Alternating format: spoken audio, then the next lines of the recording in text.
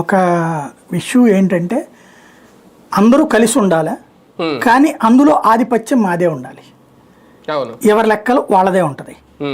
ఇది కార్యకర్తలు అనవసరంగా సృష్టిస్తున్న సమస్య, లేనిపోని వివాదాన్ని సృష్టిస్తున్నారు. దీని ఇంపాక్ట్ వాళ్ళకి సంబంధించి తెలియకుండానే విభేదాలు సృష్టించుకుంటున్నారు. యాక్చువల్గా ఇవాళ జగన్ అనేటువంటి వ్యక్తి రాజకీయం ఉన్నంత వరకు, రాజకీయాల్లో బలంగా ఉన్నంత వరకు, 40% సొంత బలం ఉన్నంత వరకు, అంటే తెలుగుదేశం పార్టీ 40 ఏళ్ల చరిత్ర కలిగినటువంటి పార్టీకి 40% ఓటు ఉందంటే ఓ లెక్క.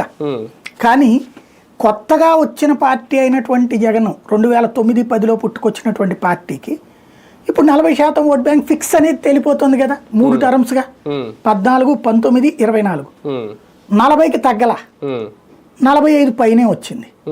45 ఒకసారి, 51 ఒకసారి, 40 ఒకసారి. Vast situation 40.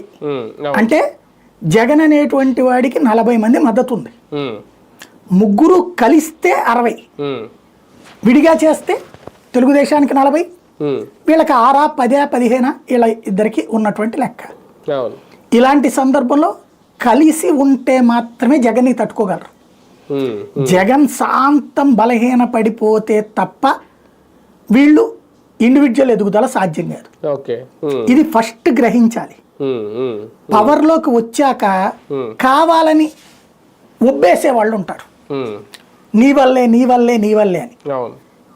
చంద్రబాబు లేకుండా తెలుగుదేశం లేకుండా జనసేన విజయం లేదు, జనసేన లేకుండా తెలుగుదేశం విజయం లేదు.